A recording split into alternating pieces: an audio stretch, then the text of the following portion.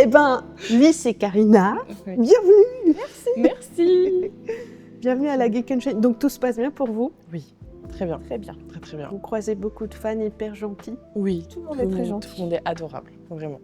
Est-ce que vous pourriez m'expliquer un peu donc, cette collaboration entre donc, la Geek Unchained, la librairie Le Temple d'Inari et l'édition Gulfstream?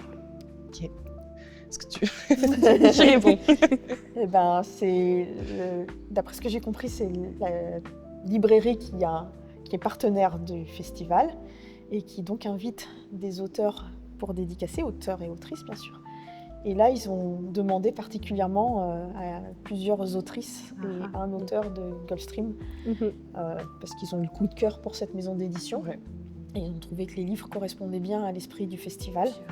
Voilà, et donc ils nous ont proposé, c'est la librairie qui nous a proposé de venir en partenariat avec l'éditeur. Et ben, on a tout dit oui. On a tous dit oui. Ils ne s'attendaient pas Oui, à oui, ce peut-être parce qu'en général, tous les auteurs ne sont pas forcément tout le temps dispo. Mais là, pour le coup, tout le monde était dispo. Donc voilà, Ça c'est sera comme ça avec qu'on s'est retrouvés Ouais. à plusieurs auteurs Et autrices autrice, surtout de chez Gulf. de chez Gulfstream à venir sur le festival. C'est génial d'avoir cet art représenté ici aussi. Tout à fait. Je trouve ça passionnant aussi. Oui, c'est vrai que c'est super chouette de pouvoir venir à une convention comme ça, qui a l'air effectivement d'être plus tournée jeux vidéo, animé, manga, etc. Donc un univers absolument incroyable, que personnellement j'adore. Et en plus, pouvoir y être aussi invité en tant que littérature de l'imaginaire, qui en fait effectivement colle totalement avec l'aspect et avec l'intérêt, je pense, des personnes qui viennent aussi. Donc très Vous avez le mien. Vraiment, c'est trop cool. J'ai compris que toutes les deux, vous écrivez depuis l'enfance. c'est vrai. Est-ce que vous pourriez chacune m'en parler un petit peu? Oui. Alors oui, tout à fait. Personnellement, j'écris depuis que je suis toute petite. Ça a commencé à la primaire et en fait, c'est surtout découlé de la lecture.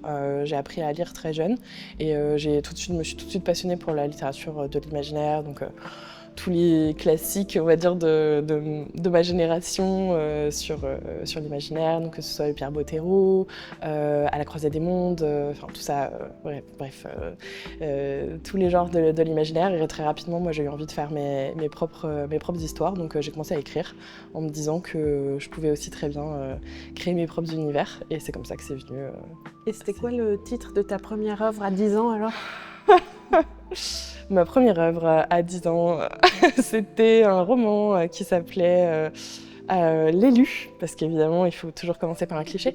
Et je crois que le titre exact du sous-tome, parce qu'il y avait déjà des sous-tomes, c'était La première pierre. Et j'ai encore le cahier dans lequel tout est écrit à l'encre. Du coup, tout se délave. Et comme tout s'est délavé, je l'ai retapé sur mon ordinateur avec les fautes, tout, vraiment, pour avoir le truc. Et c'est ignoble, ça n'a pas de sens. C'est super drôle. Enfin, moi, je me marre à le relire. Et c'était ma toute première histoire. Ma protagoniste s'appelait Jenny Fael, comme Jenny Fael dans Les Chevaliers d'Émeraude, dont j'étais très fan aussi. Voilà. Ça donne très envie de lire. Franchement, j'assure que non. S'il faut acheter un livre de moi, c'est plutôt ceux qui ont été publiés récemment chez Gulf, pas celui-là. En bonus, en tant que fan. En tant que fan, ouais. Donc voilà. Merci. Et moi, j'ai commencé, à 9 ans à écrire. Mais moi, je suis beaucoup plus âgée, je pourrais être sa mère. C'est vrai. C'est vrai. C'est vrai. Mon fils a le même âge qu'elle. Donc moi, j'avais pas tout cet accès à la littérature de l'imaginaire qui s'est développée quand même récemment. Moi, j'ai grandi dans une famille où j'ai un papa qui est très fan de science-fiction. Donc on avait cette ouverture à l'imaginaire qui était déjà là dans la famille, mais il n'y avait pas autant de production de l'imaginaire. Donc je lisais ce qui existait. Et quand j'avais 9 ans, j'ai lu Les Chroniques de Narnia, l'Armoire magique. Et ça m'a fait rêver. Et j'avais envie de rentrer dans un placard et moi aussi découvrir un monde magique de l'autre côté du placard. Évidemment, je n'ai pas trouvé. Et je me suis rendu compte que des portes vers des mondes magiques, il y en avait plein et elles étaient toutes dans ma tête et il suffisait que je les ouvre les unes après les autres et je pouvais vivre toutes les aventures magiques et extraordinaires que je voulais. Peut-être que si j'avais eu accès à toute cette lecture, j'aurais peut-être été moins tentée d'écrire mes propres histoires parce que voilà, mais là comme il y en avait très peu, je voulais vivre des choses avec de la magie, avec des dragons, avec voyage dans l'espace et tout ça. Et donc j'ai commencé à écrire mes propres histoires quand j'avais 9 ans, j'étais en CM1. Et à l'époque, il n'y avait pas d'ordinateur. là j'étais beaucoup plus âgée. Et donc ma mère, elle était sténodactylo et donc elle me tapait mes histoires à la machine à écrire. Et on scotchait les pages et je faisais un dessin moche pour la couverture. Et j'ai encore mes petits livrets tapés à la machine par ma maman il y a 40 ans, plus de 40 ans. Et voilà, donc j'ai commencé comme ça et je me suis jamais arrêtée. Voilà. Wow. Oh, ça fait rêver. C'est collector, hein. Ah ouais, Tu peux les revendre aux enchères, là. Avec le vieux scotch jauni Ah ouais. et tout. Et alors, le tout premier titre? Ça s'appelait La planète d'or. Wow. Ça, c'est un petit peu mieux que l'élu. Ah, tout est très cool. Voilà, c'était déjà de la science-fiction et c'était un jeune garçon qui s'enfuyait. Il y avait une histoire de médaillon et il devait trouver une planète. Enfin voilà, il partait à l'aventure comme ça. J'ai envie de sortir un peu des sentiers battus. Ça vous plairait d'écrire pour des films? Parce que moi, je suis actrice et je fais partie de cette industrie. Et du coup, je me pose la question, c'est quelque chose qui vous plairait ou pas du tout? Alors moi, j'ai écrit des scénarios de dessins animés. Génial, ok, Voilà, super. donc on n'est pas tellement dans le cinéma à proprement parler, Ouais. mais j'ai écrit pour des séries genre Geronimo Stilton ou des choses comme ça. C'est vraiment un travail qui est extrêmement différent du roman en termes d'écriture, puisque on sait que l'image va passer par le visuel, et donc on n'a pas besoin de faire de description. Alors que dans le roman, on est obligé de passer par la description pour pouvoir faire une espèce de transmission de pensée entre notre vision à nous et celle du lecteur, qui va, par les mots, comprendre le paysage, le contexte, les sensations, les couleurs, etc. Et tout ça, voilà, on l'a pas quand on écrit un scénario. Tout à fait. Un scénario, c'est du dialogue. Et donc c'est un exercice qui est très différent, mais qui est vraiment intéressant en termes justement de changement de narration en fait. C'est vraiment de dire il faut dire et pas montrer, parce que ce qu'on doit montrer, ça sera à l'image, on n'a pas besoin de le montrer par l'écriture. Donc il faut prendre le pli de se dire j'ai pas besoin de décrire les choses. Et moi au début je décrivais un petit peu trop entre les dialogues, on me disait non mais t'as pas besoin de ça, tu dis juste que ça se passe dans la vallée machin ou sur la rivière bidule et c'est bon. Ah d'accord. Mais j'ai trouvé que c'était un exercice vraiment intéressant. Donc j'ai travaillé sur 2 séries de dessins animés. Le cinéma à proprement parler, j'ai pas eu l'occasion, mais ça peut être une expérience un jour aussi. Mais je pense que je le ferai peut-être pas toute seule. Il faudrait peut-être être accompagnée par quelqu'un qui a l'habitude d'écrire du scénario pour comprendre les mécanismes narratifs. Ou adapter vos romans? Oui. Ah oui, ah bah moi oui. Moi, Je pense qu'on serait tous partants, mais Ah le oui, problème oui. c'est qu'en France, tout ce qui est imaginaire, on peut pas dire qu'on soit à la pointe de Non, mais la production doucement. imaginaire. Les films de genre font leur trou. Oui, c'est vrai. Ça Doucement, commence peut-être et il y a un leur peu. public, il y a un vrai public pour ça aussi. Enfin, c'était la parenthèse, parce que j'étais curieuse, comme il y a une esthétique frappante dans ce que vous me décrivez, on voit, il y a des images frappantes, quoi, d'emblée. C'est pour ça que je me posais la question, mais... Moi, en tout cas, je sais que ça me ferait... Enfin, j'aimerais beaucoup varier aussi justement la narration et les types de médias, parce que ça reste du coup varier un média, mais toujours dans l'écriture. Je pense que ça me plairait d'écrire du scénario, alors de dessins animés et de films, voire même de séries aussi. Et en termes d'adaptation, je sais pas si les romans que j'ai publiés là seraient bien en film, peut-être plus en série, je sais pas trop. Je pense que ce serait plutôt le genre de roman à plutôt être serialité. Mais je pense qu'aujourd'hui, les romans, ils vont être plus adaptés en série. En série, ouais. Je pense qu'avec le streaming et le fait qu'on n'ait plus besoin de faire des épisodes bouclés, puisque à une époque, quand il fallait qu'on soit devant la télé à une telle heure pour regarder une série, souvent le mécanisme d'écriture des séries, c'est que c'était bouclé, c'est-à-dire que l'épisode trouvait une fin et qu'on n'était pas dans du feuilletonnant, où là, c'est à suivre d'épisode en épisode. Et maintenant, avec Netflix et autres chaînes de streaming, on a accès à un format de narration qui peut s'étaler sur la durée. Et quand on voit que même les Harry Potter, ils vont être refaits en série, en série, ouais. pour pouvoir mettre tout le contenu des livres, je pense qu'aujourd'hui, l'adaptation de roman, elle est plus... c'est le côté... En fait, de toute façon, dans un roman, comme on a un chapitrage en général, c'est vrai que du coup, il y a ce côté qui est de découpage qui est déjà présent. Qui est très... Je pense qu'aujourd'hui, le format de série feuilletonnant, comme on en a maintenant de plus en plus, est plus adapté à une adaptation de livre que le film qui, de toute façon, en général, décevait les fans parce que ça coupait beaucoup de détails et ça zappait énormément d'informations. Effectivement. Ouais. Donc, l'industrie du cinéma, coucou. Il y a de super œuvres ici. Exactement. Alors, à propos de vos œuvres, justement, est-ce que vous pourriez me parler notamment des œuvres qu'on peut trouver là à la Geek Unchained?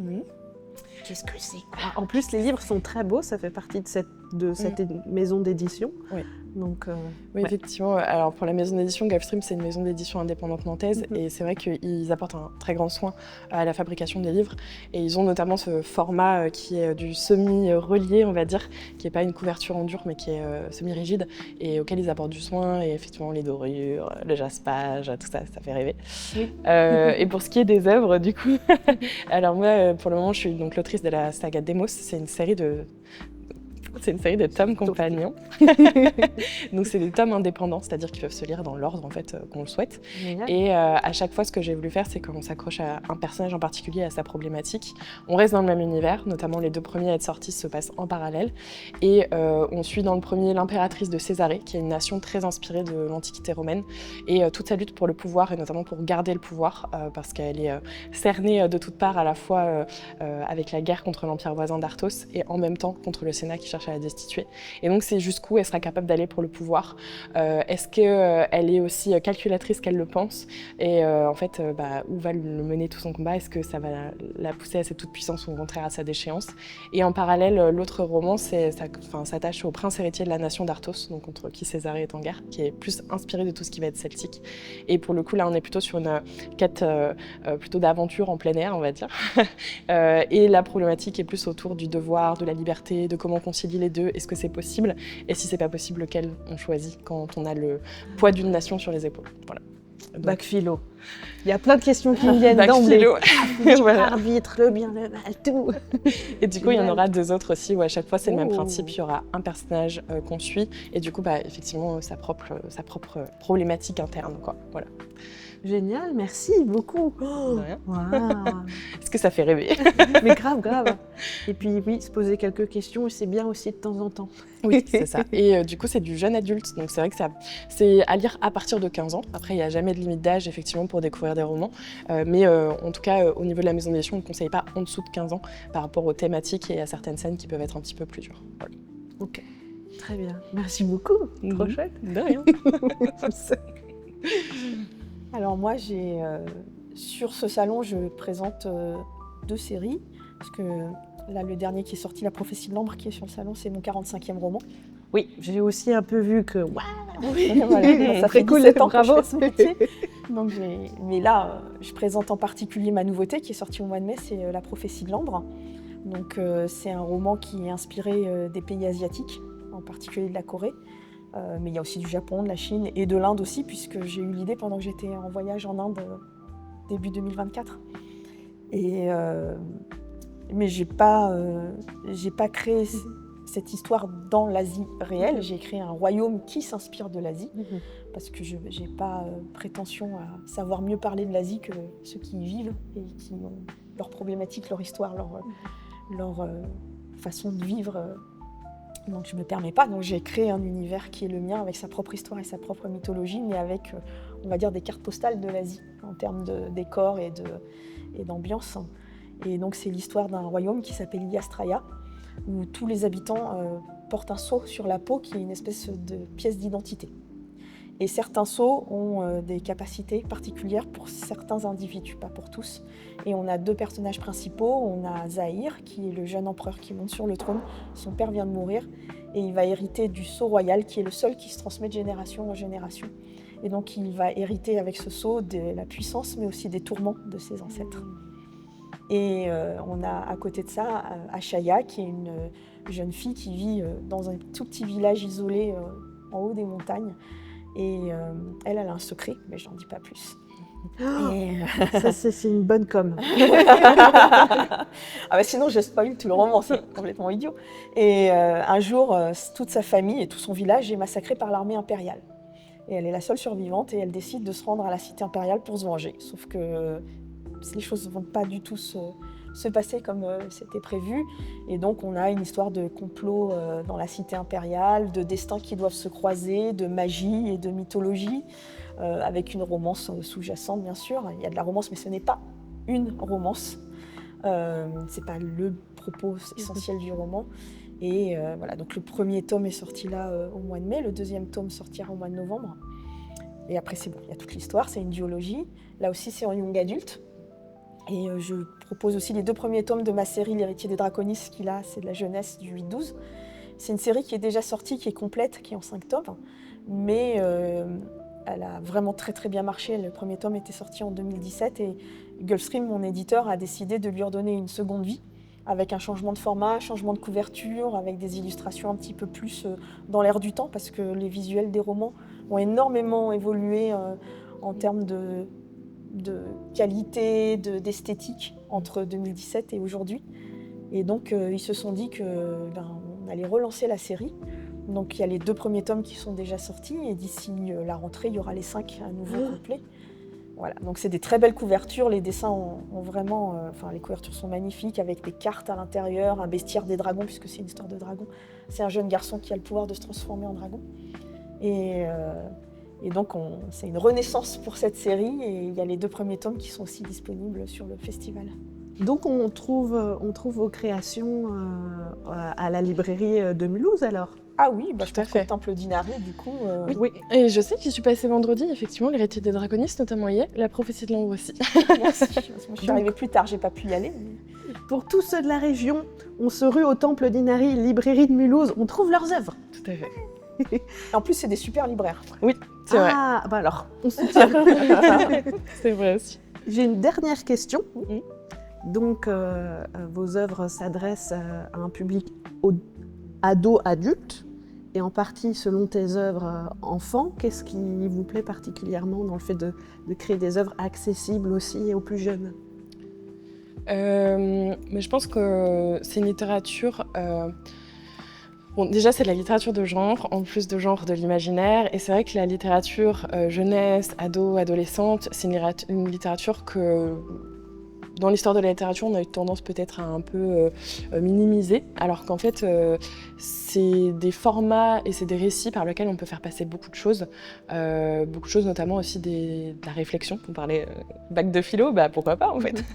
Amener des choses, amener plein de sujets en fait qui mènent aussi les enfants, les adolescents, les jeunes adultes et les adultes à se poser des questions, à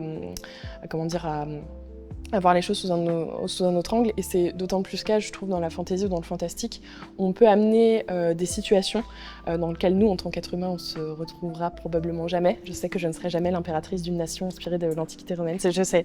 Jamais dire jamais. C'est terrible, c'est terrible, voilà. Mais du coup, voilà, on peut découvrir des histoires et du coup se poser la question de, effectivement, qu'est-ce qu'on ferait à la place des protagonistes? Pourquoi est-ce que les gens réagissent comme ça? Et ça permet d'extrapoler et de prendre nos situations sous un nouvel angle. Donc je trouve ça très intéressant de pouvoir amener aussi ça pour les plus jeunes de manière générale.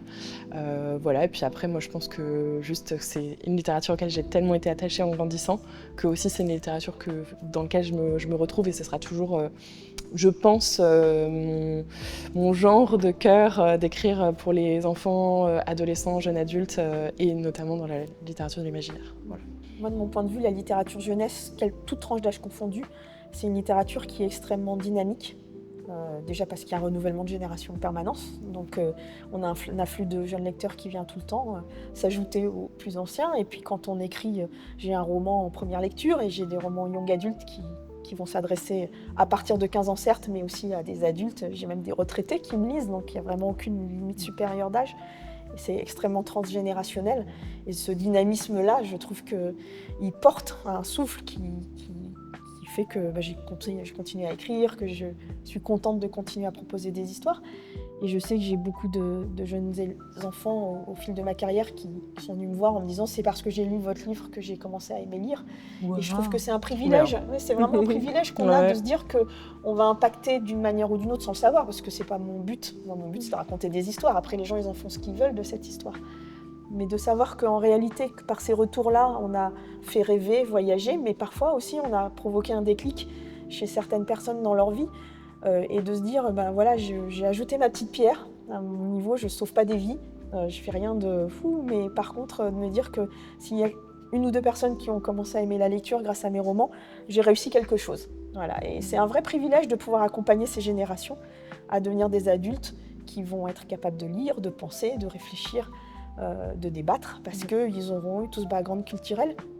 Et dans l'imaginaire, on a cette chance de pouvoir aborder des sujets qui sont très contemporains et en réalité très réels par le prisme de l'imaginaire, ce qui les rend peut-être un petit peu moins dramatiques. On va parler de la guerre, on va parler de la mort, on va parler de l'amour, on va parler de choses parfois un peu graves.